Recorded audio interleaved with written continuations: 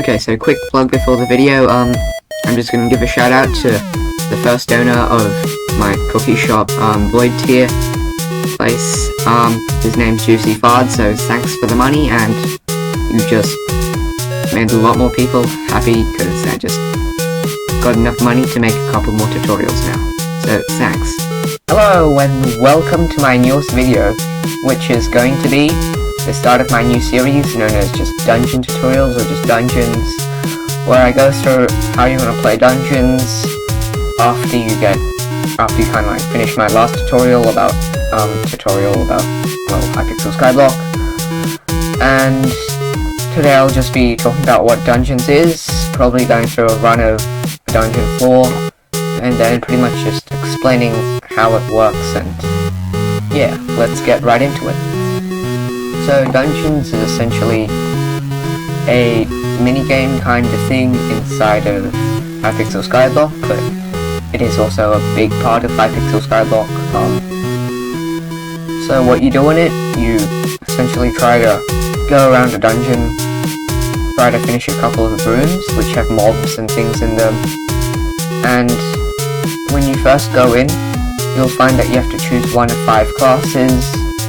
So, let me just show you. So there will be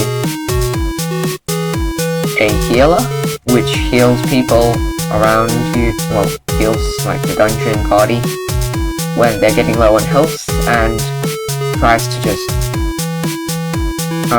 make sure people stay alive during the dungeon. And then there will also be a mage, which is like a mana-based, more of a right-clicky person.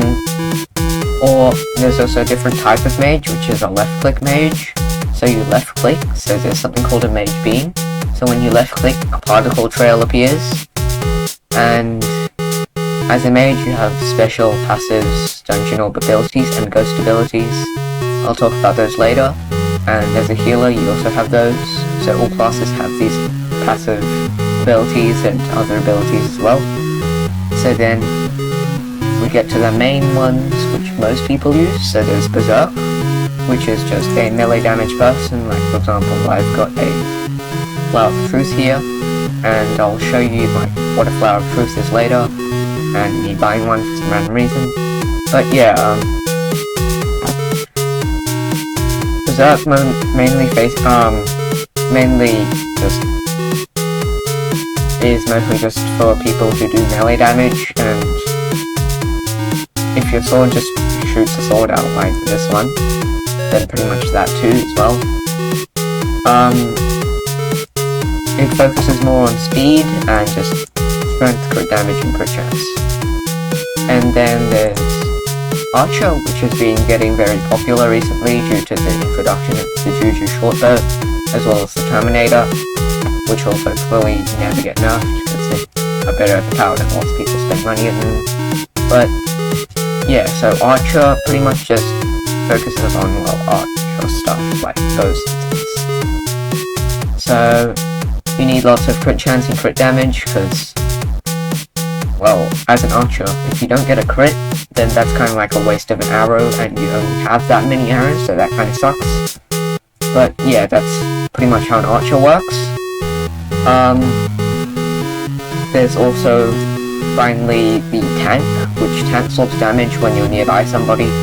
Like for example, the higher tank level you are, you'll take like 80% of the damage of people around you. And it's quite useful for higher floors of dungeons, such as floor 6 or floor 7. So let me just show you the dungeon floors. So each floor has a different boss, and each floor has also new mobs and new items that you will get and be able to use to become more overpowered.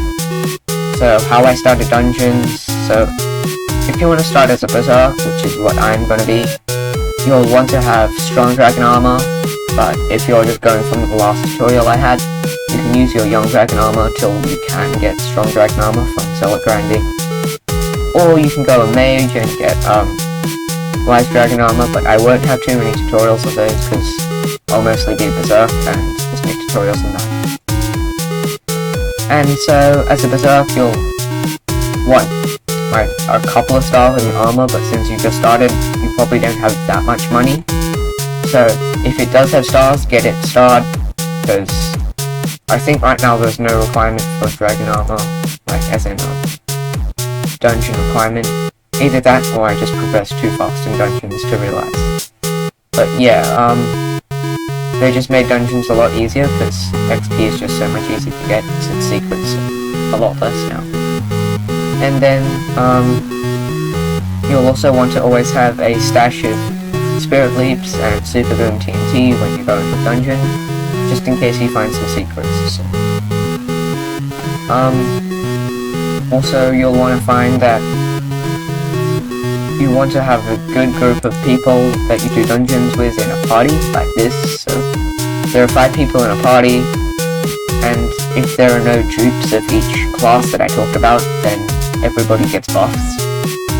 But if there are dupes, the people who don't have dupes of their class still get buffs. But yeah, 5 people in a party is always average, and pretty cool. Then there will also be special trap rooms, which you have to do some parkour and like kind of trappy stuff to get some blessings from, to get some more stat boosts. And note that anything, like any stats that you get in dungeons, don't stay like the stats they are outside of dungeons. So when you go into dungeons, you'll find that your stats increase by a ton, and outside of dungeons, nothing will really happen. But inside of dungeons, if you've got stars in your armor, like I do here, then for each star, your armor piece is buffed by 10% in the dungeon, so that's why stars are that overpowered. You'll want to make sure that all your armor is like... okay, I need to turn that to protection 5, but yeah, you'll want growth 5 and protection 5 on each piece of your armor, because that's pretty much required all the time. And if you want to pretty much progress more in dungeons, you do have to grind a little. But since they've made it so you get so much more XP, you don't have to grind as much, so it's a bit more fun. And pretty much that's kind of like the basics of dungeons, but I'll be back next time with a bit more, well, stuff. Like, I didn't go into dungeon this time, but next time I'll show you like how to do a harder floor, or let's say like floor 4 or floor 5. I'll give you more of a tutorial on those instead of just explaining it. But just for this episode, I'll just be talking about what HYPIXEL SKYBLOCK Dungeons is, and how you can start and pretty much progress a bit till you get to a harder floor. In that case, I'll release a tutorial, and any floor that you have problems on, comment in the comment sections below. And if you made it this far in the video, please comment, here's Blast Protection 5, because I do have Blast Protection 5 in my tower health, which I'm not meant to have, but yeah. Till then, see you next time, and see ya!